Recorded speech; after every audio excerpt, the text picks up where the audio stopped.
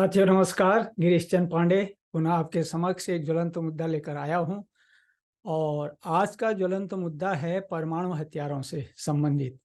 विश्व में परमाणु शक्ति संपन्न 9 देशों रूस, अमेरिका, चीन, France, Britain, Bharat, Pakistan, Israel और उत्तर कोरिया शामिल हैं।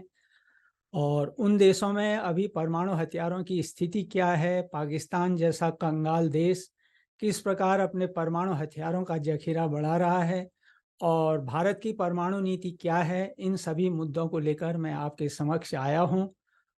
और सबसे पहले विनम्र अनुरोध है कि यदि आपने मेरे इस चैनल को सब्सक्राइब नहीं किया है तो कर दीजिएगा, ताकि जब कभी भी मैं ऐसे महत्वपूर्ण ज्वलंत मुद्दों को प्रस्तुत करूं तो सबसे पहले आप उन्हें देख सकें। हाँ तो साथियों, अभी हाल में अमेरिकी परमाणु वैज्ञानिकों ने न्यूक्लियर नोटबुक 2023 में एक महत्वपूर्ण खुलासा किया है कि पाकिस्तान अपने परमाणु हथियारों का जखीरा बढ़ा रहा है। और इस नोटबुक के अनुसार अभी पाकिस्तान के पास 170 परमाणु हथियार हैं और 2025 तक इनकी संख्या 200 तक पहुंच सकती है। इससे पहले Stockholm international peace institute SIPRI की जून 2023 की रिपोर्ट को अगर हम देखें तो उसमें पाकिस्तान के पास परमाणु हथियारों की संख्या 165 बताई गई थी और भारत के पास यह संख्या जो थी 156 थी। यानी पाकिस्तान के पास 165 और भारत के पास 156 परमाणु हथियार थे। यानी इस मामले में पाकिस्तान जो है भारत से आगे था। परमाणु हथियारों की बढ़ती संख्या पाकिस्तान के लिए कोई गौरव की बात नहीं है, बल्कि यह उसकी दयनीय स्थिति को ही बयां करती है। और उसका कारण यही है कि इस नोटबुक के सामने आने के कुछ समय बाद ही पाकिस्तान के पूर्व प्रधानमंत्री नवाज शरीफ ने अपने ही देश की सरकार पर निशाना साधते हुए कहा था कि हमारा देश दुनिया से पैसों की भीख मांग रहा है और दूसरी ओर भारत है हमारा पड़ोसी, वह चांद पर पहुंच गया है। आज देखो पाकिस्तान को, आज आज हिंदुस्तान चांद पे चला गया है। G20 की मीटिंग्स वहां होती हैं। ये तो सब कुछ हमें करना चाहिए था। ये तो हमारी हमारी तकदीर में होना चाहिए था। ये तो हमारी किस्मत में होना चाहिए था कि हम ये करते। तो यह स्पष्ट तस्वीर उन्होंने, वहीं के प्रधानमंत्री ने पाकिस्तान की खींची थी।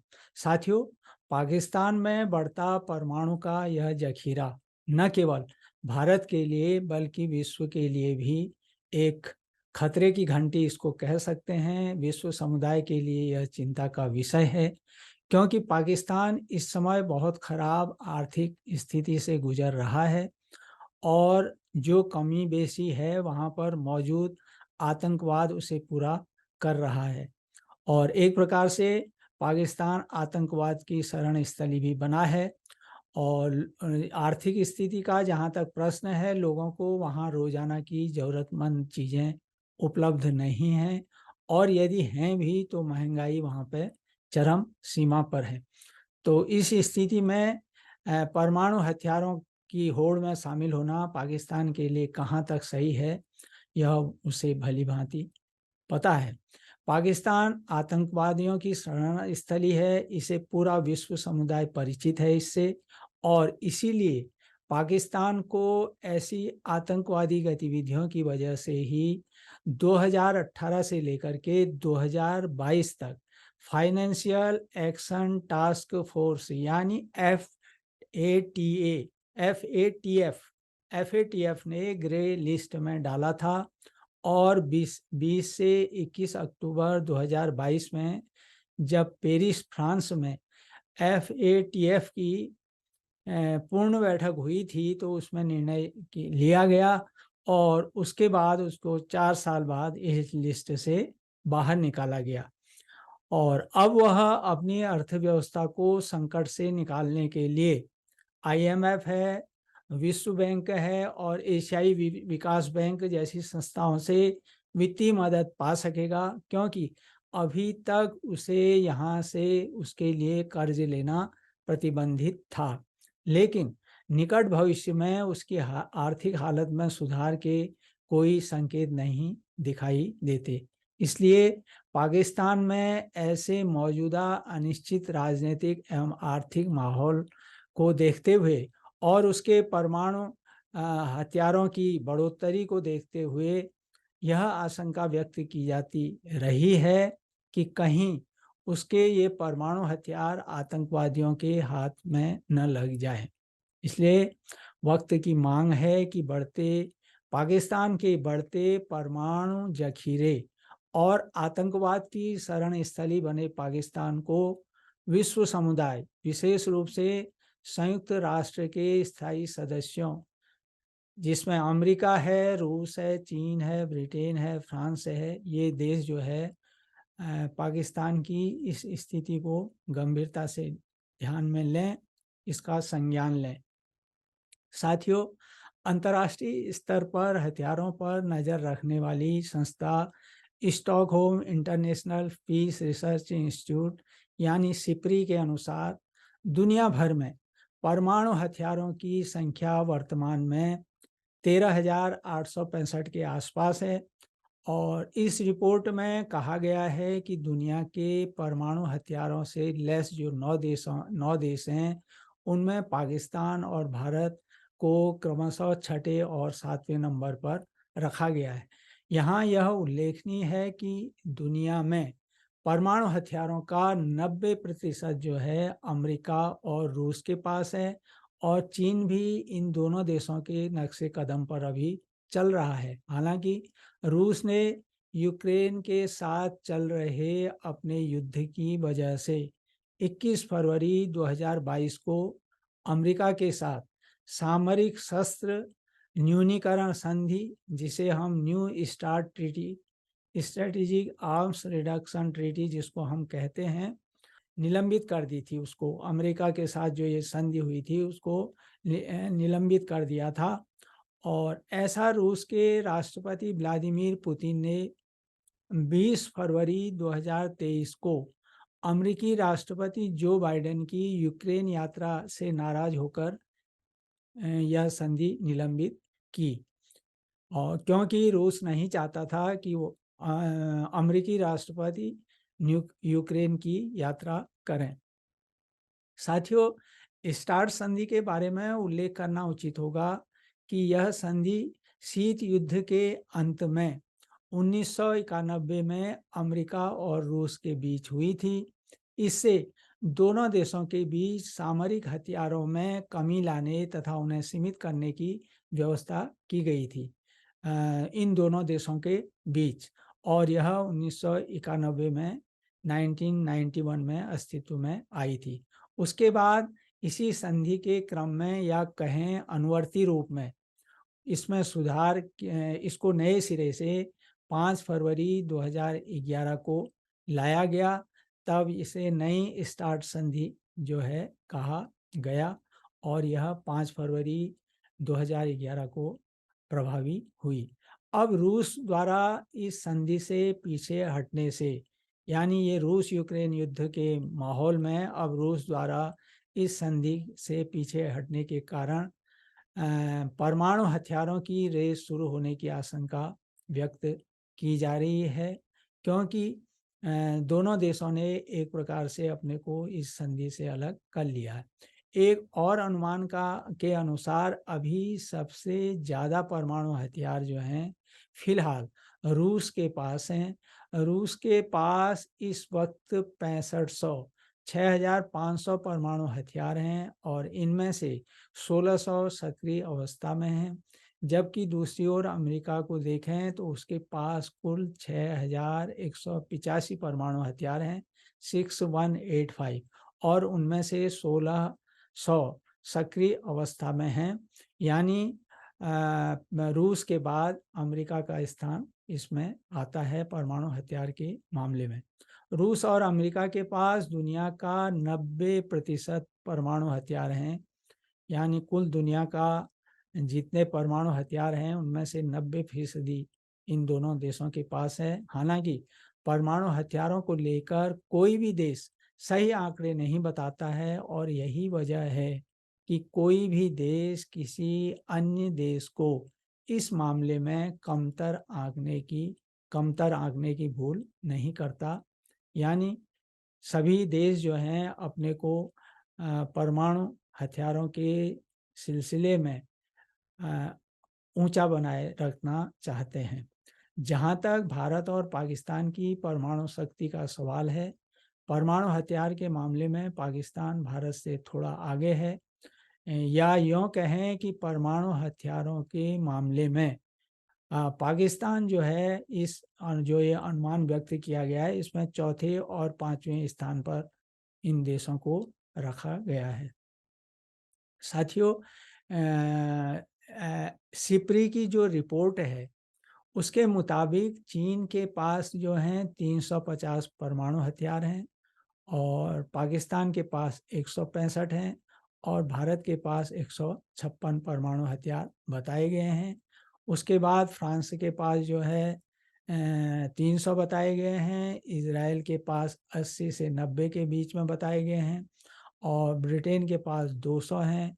उत्तर कोरिया के पास 20 से 30 परमाणु हथियार होने की बात कही गई है और इस रिपोर्ट के अनुसार दुनिया भर में परमाणु हथियारों की संख्या जो है इस समय 13,865 के आसपास है, जैसा पहले भी कहा गया है। लेकिन सिप्री की एक रिपोर्ट यह भी कहती है कि दुनिया में परमाणु हथियारों की संख्या घट रही है। यानी परमाणु हथियारों की जो ये होड़ है ये एक प्रकार से कम हो रही है। पिछले कुछ वर्षों में परमाणु हथियारों की संख्या 600 तक कम हुई है, ऐसा सिफरी की रिपोर्ट कहती है और इसका कारण रूस और अमेरिका के बीच जो स्टार्ट संधि हुई है उसको जाता है, उसका इसका श्रेय। लेकिन इस संधि के तहत क्योंकि इस संधि के तहत दोनों देशों महाशक्तियों ने अपने परमाणु हथियारों को घटाने की प्रतिबद्धता व्यक्त की थी और उन्होंने कुछ हद तक अपनी प्रतिबद्धता जो है पूरी भी की। लेकिन रूस यूक्रेन युद्ध की वजह से स्थिति जो है फिर बदली नजर आती है, जैसा कि ऊपर उल्लेख किया गया है। साथियों, दरअसल परमाणु हथियार बेहद शक्तिशाली विस्फोटक होता है और जानकारी के लिए बता दें कि परमाणु बम में विस्फोट होने वाला पदार्थ यूरेनियम या प्लूटोनियम होता है और यूरेनियम या प्लूटोनियम के परमाणु विखंडन यानी फिशन से ही शक्ति प्राप्त होती है और इस परमाणु बम विस्फोट का जो दायरा है या कहें कि इसकी जो भयावहता है उसका हम अनुमान नहीं लगा सकते। परमाणु हथियारों के इस्तेमाल से बड़ी मात्रा में रेडिएशन निकलता है और जिसका असर बहुत लंबे समय तक रहता है और हिरोशिमा और नागासाकी में हमने यह देखा है और जिसका दंश अभी भी वहाँ के नागरिक जो हैं झेल रहे हैं।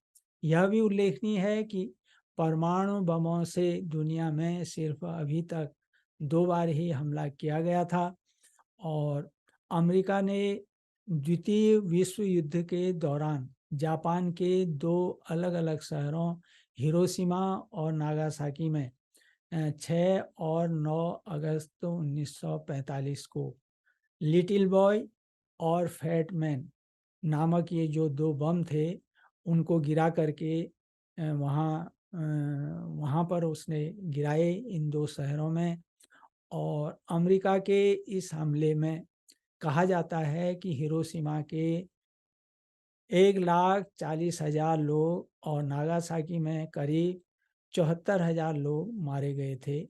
यह एक अनुमान है।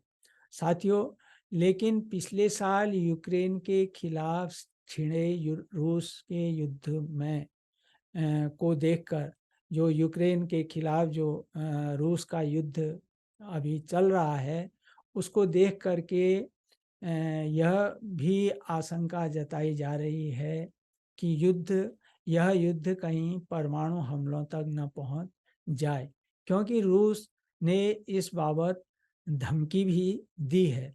रूस यूक्रेन युद्ध की ही पृष्ठभूमि में संयुक्त राष्ट्र के महासचिव एंटोनियो गुतेरस ने चिंता जताते हुए कहा भी था कि कभी लग रहा था कि दुनिया में परमाणु युद्ध नहीं होंगे। मुझे कहना पड़ रहा है, ये गलत है। कभी भी प्रलय लाने वाला युद्ध शुरू हो सकता है। ये विचार जो थे उन्होंने व्यक्त किए थे महासचिव एंटोनियो गुतेरस ने। और जहाँ तक पाकिस्तान का संबंध है, पाकिस्तान भी गाहे बगाए भारत को अपने परमाणु हथियारों की धमकी देता रहा है। हालांकि भारत उसकी इस धमकी का समय पर उसे जवाब भी दे देता है। साथियों, अब हम आते हैं आज़ादी के बाद के भारत के परमाणु कार्यक्रम के बारे में। स्वतंत्रता की पूर्व संध्या पर भारत में होमी जहांगीर भाभा के नेतृत्व में परमाणु कार्यक्रम की शुरुआत की गई थी और भारत परमाणु के सैन्य उपयोग के पक्ष में उस समय नहीं था, जिसके परिणाम स्वरूप आरंभ में परमाणु कार्यक्रम को सिर्फ असैन्य उपयोग तक ही सीमित रखा गया था, यानी सैन्य उपयोग की वहाँ पर कोई भी बात नहीं थी। लेकिन द्वितीय विश्व युद्ध जब 1945 में हुआ, तो उसके पश्चात धीरे धीरे अमेरिका, ब्रिटेन, रूस तथा फ्रांस ने परमाणु शक्ति हासिल कर ली और वर्ष 1962 में चीन के साथ भारत का युद्ध हुआ।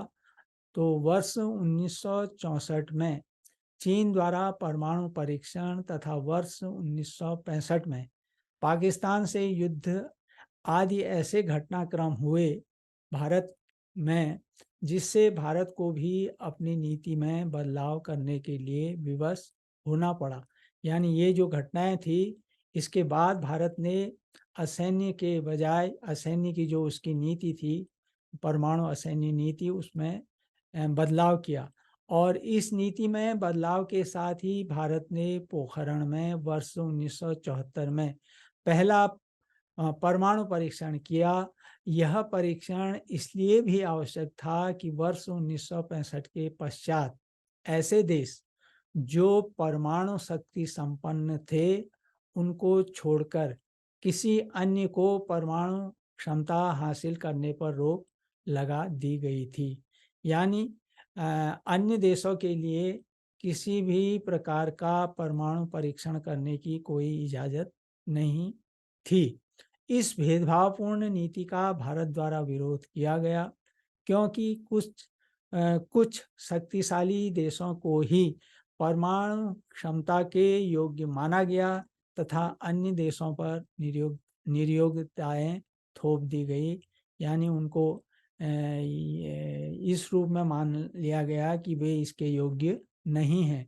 भारत का मानना था कि यह भेदभाव समाप्त होना चाहिए तथा विश्व को निरस्त्रीकरण की ओर बढ़ना चाहिए। किंतु वर्ष 1968 में विभिन्न देशों पर परमाणु अप्रसार संधि, जिसको कहते हैं nuclear non proliferation treaty (NPT), थोप दी गई। हालांकि भारत ने इस संधि पर हस्ताक्षर नहीं किए थे और अभी भी भारत का इस संधि पर हस्ताक्षर करने का कोई विचार नहीं है, क्योंकि भारत इस संधि को पक्षपातपूर्ण बताता है। भारत का तर्क है कि यह संधि सिर्फ 5 शक्तियों अमेरिका है, रूस है, चीन है, ब्रिटेन और फ्रांस, यह सिर्फ इन 5 शक्तियों को ही परमाणु क्षमता का एकाधिकार प्रदान करती है तथा अन्य देश जो परमाणु शक्ति संपन्न नहीं है, सिर्फ उन्हीं पर लागू होती है। और भारत के अतिरिक्त इसमें हम अगर देखें तो पाकिस्तान है और इज़राइल है, उत्तर कोरिया है तथा दक्षिण सूडान भी इसमें शामिल है। साथियों, यहाँ यह भी ध्यान देने योग्य है कि वर्ष 1998 में जब भारत ने पोखरण राजस्थान में दूसरे परमाणु परीक्षण किया तो उसके बाद स्वयं को भारत ने परमाणु संपन्न देश घोषित कर दिया। लेकिन साथ ही एक जिम्मेदार राष्ट्र के नाते और सुख शांति का प्रबल समर्थक भारत ने एक ऐसी परमाणु नीति की भी घोषणा करने की उसे आवश्यकता महसूस हुई कि जिसमें परमाणु किया है, परमाणु उपयोग किया है जो भारत ने, उसका अन्य देशों के समक्ष कोई गलत संदेश न चाहे। यह परमाणु परीक्षण जो है शांति के लिए ही हो, ऐसा भारत का मानना था। तो ध्यान रहे, लेकिन इसके बावजूद परमाणु परीक्षणों के बाद जो भारत ने ये परमाणु परीक्षण किए, अमेरिका का के आर्थिक प्रतिबंधों का उसको सामना करना पड़ा था उस समय भारत को। यह भी उल्लेखनीय है कि 2003 में सर्वप्रथम परमाणु नीति को अमलीजामा पहनाया गया था, भारत ने पहनाया था, और उसके तहत भारत ने पहले हमला न करने की परमाणु नीति यानी नो फर्स्ट यूज NFU को अपनाया था। लेकिन हमला होने की स्थिति में कड़ा जवाब दिया जाएगा, इसकी भी उस नीति में घोषणा की गई। यह भी नीति में व्यवस्था थी और तभी से भारत इस नीति का पूरी ईमानदारी से पालन कर रहा है। साथियों, इस नीति में सुरक्षा के लिए न्यूनतम परमाणु क्षमता के विकास की बात कही गई है। चीन ने परमाणु परीक्षण के पश्चात विश्व में सर्वप्रथम नो फर्स्ट यूज नीति की घोषणा की थी। और ध्यान में रखने योग्य है कि भारत एवं चीन के अतिरिक्त किसी भी परमाणु संपन्न देश जो 9 हैं उन्होंने इस नीति को नहीं अपनाया है। हालांकि रूस और अमेरिका सुरक्षा के लिए इसके उपयोग की बात करते हैं। उसके बाद 1996 में व्यापक परमाणु परीक्षण प्रतिबंध संधि, the comprehensive nuclear test ban treaty, जिसको CTBT कहते हैं, वह प्रभावी हुई थी और जिसके तहत सभी प्रकार के परमाणु हथियारों के परीक्षण एवं उपयोग की मनाही है। और यह संधि जिनेवा के निरस्त्रीकरण सम्मेलन 1932 के बाद प्रकाश में आई थी और अब तक इस संधि पर 184 देश हस्ताक्षर कर चुके हैं। लेकिन ध्यान देने योग्य है कि यहाँ भी भारत ने इस संधि पर जो है हस्ताक्षर नहीं किए हैं। भारत सहित और भी कई राष्ट्र हैं जिन्होंने इसे अनुमोदित करने की अनिच्छा व्यक्त की है, क्योंकि उन सभी का कहना है कि यह संधि भी NPT के समान ही भेदभावपूर्ण है। तो साथियों, मौजूदा वक्त में अगर हम देखें, परमाणु हथियारों को लेकर भारत की छवि एक जिम्मेदार राष्ट्र की बनी है और इसका प्रमाण हम इस रूप में भी ले सकते हैं कि भारत ने भले ही न्यूक्लियर जो उसकी परमाणु अप्रसार संधि जो है उस पर उसने हस्ताक्षर नहीं किए हैं, लेकिन उसके बावजूद भी Bharat MTCR missile technology control regime, Wassenaar arrangement तथा ऑस्ट्रेलिया समूह का हिस्सा बन चुका है। और ये जो तीनों व्यवस्थाएं हैं ये परमाणु अप्रसार से ही जुड़ी हुई है। इसके अतिरिक्त भारत जो है NSG यानी न्यूक्लियर सप्लायर्स ग्रुप, परमाणु आपूर्तिकर्ता समूह की सदस्यता के लिए भी प्रयासरत है। और लेकिन यहाँ पर दिक्कत जो आ रही है वह चीन की ओर से है। 1975 में यह समूह स्थापित हुआ था NSG, इसमें 48 देश शामिल हैं और ये सभी NPT के हस्ताक्षरकर्ता देश हैं। और भारत की सदस्यता में चीन इस कारण प्रमुख बाधा बना है कि वह कहता है चीन कि पहले भारत NPT में हस्ताक्षर करे। हालांकि ये NSG के जो शेष देश हैं चीन को छोड़कर सभी भारत का पक्ष, भारत की सदस्यता का समर्थन करते हैं। और यहाँ ध्यान में रखने योग्य है कि एनएसजी जो है विश्व में यूरेनियम की आपूर्ति को नियंत्रित करता है, लेकिन एनएसजी ने भारत को यूरेनियम आयात करने की छूट प्रदान की है ताकि भारत अपने असैन्य उपयोग के लिए यूरेनियम की प्राप्ति सुनिश्चित कर सके। कहने का तात्पर्य यह है कि एनएसजी को भारत के असैन्य परमाणु जो नीति है भारत की, उस पर पूरा भरोसा है। यदि भारत एनएसजी की सदस्यता हासिल कर लेता है तो उसे बिना किसी विशेष समझौते के परमाणु तकनीक और यूरेनियम हासिल करने में सुविधा होगी। साथ ही देश की जो बढ़ती ऊर्जा आवश्यकताएं हैं भारत की, उनको पूरा करना भी उसके लिए संभव होगा, उसमें सहायता मिलेगी। और लेकिन यह सब तभी संभव होगा जब भारत को एनएसजी में प्रवेश मिले। इसके लिए साथियों यहाँ पर यह प्रश्न भी उठना स्वाभाविक है कि परमाणु हथियारों पर रोक के बजाय पूरी तरह प्रतिबंध क्यों नहीं लगाया जाता। तो इसका कारण यही है कि ऑस्ट्रेलिया और जापान के साथ साथ उत्तरी अटलांटिक संधि संगठन, जिसको हम नेटो कहते हैं, कि उसके कई गैर परमाणु सदस्य देश भी नहीं चाहते कि परमाणु हथियारों पर प्रतिबंध लगाया जाए। इसका यही क्योंकि उनका मानना है कि अमेरिकी परमाणु हथियार उनकी सुरक्षा को बढ़ाते हैं, यानी वे इन परमाणु हथियारों को एक प्रकार से अपने अपनी सुरक्षा कवच के रूप में लेते हैं।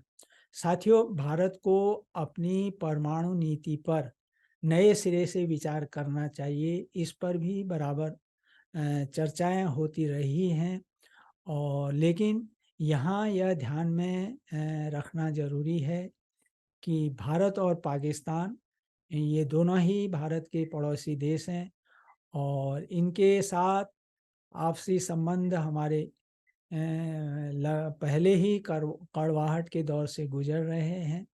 दोनों के बीच तनाव अभी सामान्य स्थिति जो है नहीं कही जा सकती, तथा चीन के साथ भी हमारे संबंध जो हैं अभी पूर्वी लद्दाख में जो चीन ने एक प्रकार से वहाँ पर अपना डेरा डाला है, और वहाँ पर जो तनाव की स्थिति है उसके वजह से भी संबंध सामान्य नहीं कहे जा सकते।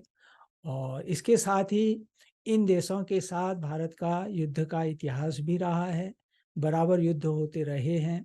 ऐसे में भारत की परमाणु नीति में बदलाव, यानी अगर भारत अपनी परमाणु नीति में बदलाव करता है तो दोनों देशों के बीच मौजूद विश्वास की कमी पहले से ही है, तो उसको हमारा यह कदम और बढ़ाएगा। साथ ही यह भी संभव है कि इस प्रकार के सैनिक संघर्ष जो है, जो इस प्रकार का हमारा जो एक प्रकार से अघोषित सैनिक संघर्ष जो है, वह कहीं परमाणु युद्ध में तब्दील न हो जाए, इसकी भी चिंता रहती है। इसके अलावा भारत संयुक्त राष्ट्र सुरक्षा परिषद में स्थायी सदस्यता की मांग करता रहा है, और यदि भारत अपनी परमाणु नीति में अभी बदलाव करता है तो चीन के लिए यह स्थिति एक अवसर के समान होगी, या कहें कि उसके लिए एक नया बहाना होगा, और जिसका उपयोग वह भारत की यूएनसी में स्थायी सदस्यता का विरोध करने में कर सकता है। तो इसलिए फिलहाल भारत की परमाणु नीति में कोई बदलाव की संभावना नजर नहीं आती, और वैसे भी भारत बराबर विश्व में सुख शांति एवं स्थायित्व स्थापित करने का पक्षधर रहा है, और भारत के दृष्टिकोण से वैश्विक समुदाय पूरी तरह इत्तेफाक भी रखता है। तो साथियों, ये मेरा आज का मुद्दा था जो मैंने आपके साथ बांटा, शेयर किया। अपनी टिप्पणी अवश्य दें, पसंद नापसंद दोनों का मैं हमेशा स्वागत करता हूँ, और इसको शेयर भी करें। और इन्हीं शब्दों के साथ मिलता हूँ आपसे फिर किसी और नए ज्वलंत मुद्दे के साथ। तब तक आप सुखी रहिए, स्वस्थ रहिए, प्रसन्नचित्त रहिए, लेकिन बेसब्री से मेरे आने वाले ज्वलंत मुद्दे का अवश्य इंतजार कीजिए। तो एक बार पुनः नमस्कार।